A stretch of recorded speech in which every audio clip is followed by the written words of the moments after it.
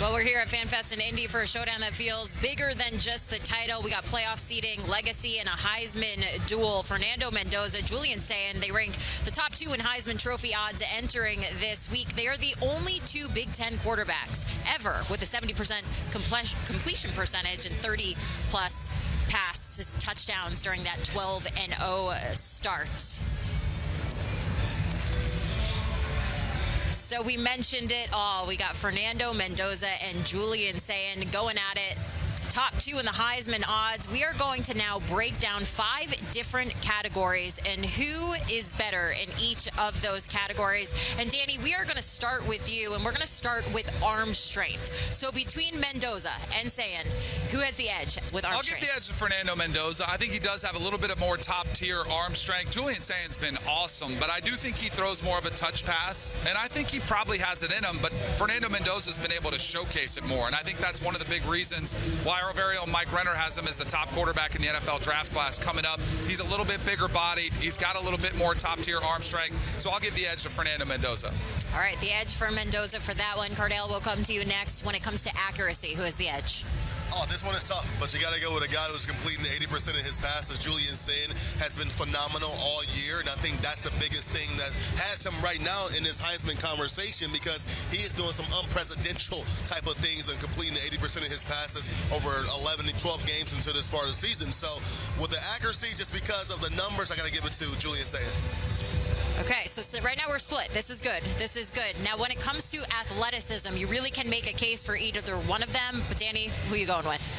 I'll go with Mendoza again, and this is partly because of what I've seen on the field. He's had to run around a little bit more, where Julian Sayin's had such good protection and he gets rid of the ball so quickly.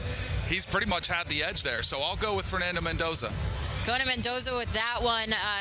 Ryan Day also came out and called him sneaky athletic. So when the opposing coach is talking about... Well, he was a number 2 dual-threat quarterback coming out, Julian Sayin. So the athletic, I think the athleticism. But like to Danny's point, we haven't had the chance to see it as much because they've been doing a good job of protecting him. Okay, so athleticism, you're going with Sayin? I would probably pick Sayin. Okay, we're going to go up with the drive to win next. Danny, your take.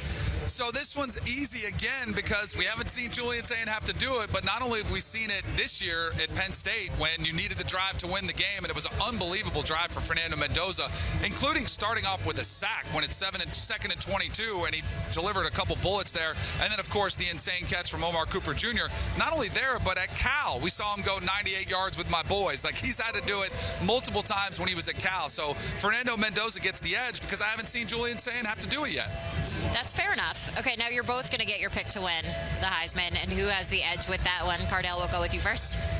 If I pick it just between those guys, just between those guys, who I want to win this Heisman, who I think is going to win, but I have to go with Fernando Mendoza, and I think he has thus far a Heisman moment in that win that Danny talks about. Is that difficult for you? You know what? It is because I would love to see nothing less than the Heisman return back to Columbus, Ohio, and Julian Sayin up on that stage hoisting that trophy. But if you're looking at the things that we're saying, really what Heisman means to that program, to that team, to that university, I think Fernando Mendoza, the way he's been playing, has truly transformed, which Coach Zanetti has transformed the Indiana Hoosiers football program. You know, I don't feel bad with Mendoza because Julian Sayin could win it next year. Yeah, that's true. If he does this again, like, he probably will. But I think it's Fernando Mendoza for a lot of the reasons you mentioned. Like, and a big reason you wanted to give it to Diego Pavia is because of where he's elevated Vanderbilt.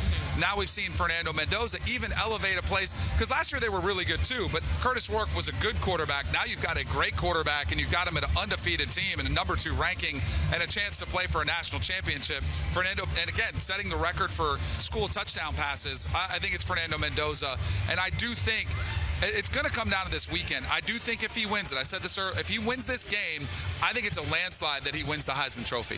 This is a perfect time to ask you the following question, because as you just mentioned, Julian Sayin can come back. He's going to have another year to show off his abilities and potentially win a Heisman if he doesn't win it this year. But when it comes to Mendoza, where do you view him as a draft prospect? I know he's the best in the class. I don't think it's close either. And it's funny because so many people had this draft class of guys like Lenore Sellers and all these other quarterbacks, Drew Aller, and just quarterbacks that have kind of just been totally forgotten about because they've collapsed. Cade Klubnik's another one. And yet Fernando Mendoza wasn't on anybody's draft boards. Nobody was really talking about him coming into the season, but his play on the field has dictated it. And I do think his body type, his style of play, the mobility, his personality, his character makeup, the ability to come into that, and to come into Bloomington and pick up that system as quickly as he did and execute it at this high level, all of those things come together, and that's why I think he's in a class all by himself in this quarterback class. He'll be the #1 quarterback taken. Cardale, do you agree with that? Where do you see him at the next level? Yeah, 100%. When you look at the quarterbacks who have so much expectation coming into this season, Danny just mentioned a few of them. Lenore Sellers, Cade Klubnik out of Clemson, Nussmeier out of LSU. Everybody has fell off the side of the cliff except Fernando Mendoza. Mendoza has completely put his name up there that's well deserving to be one of the top prospects, not just quarterbacks, but all the prospects in this NFL upcoming draft. And that goes back to his time at Cal. And the things that stuck out to me, him at Cal, was the way he played against Miami. If Cal would have get 1 or 2 more stops, he upset Miami at home during a crazy game that we saw late Friday night back in October. So he's by far the best quarterback in this upcoming draft. And Danny, I'm picking him with the #1 pick over any of these guys. I'm thinking about real prospects going to help have an immediate impact on my team to change the trajectory of a franchise. You know, it was interesting, Jenny, on Ryan Wilson's mock, he had Dante Moore as the second quarterback. Now, selfishly, and I do think Dante Moore could use another year of development at Oregon. I hope he comes back. But if he starts getting his draft grade, starts coming out as a top 5 pick, you might see him come out. Dante Moore is scary good as well there. All right, guys. Well, we got our little breakdown of our Heisman quarterbacks that we're going to get to watch on the fields when it comes to the Big Ten championship. Julian Sayin, Fernando Mendoza. The edge right now going to Mendoza from these two, which is what we love to hear. We are going to be live from Indianapolis today, tomorrow. We have all the coverage that you could want and need when it comes to preparing you for the big game, the Big Ten championship. It's going to be a fun one. We've got much more to come from Indianapolis.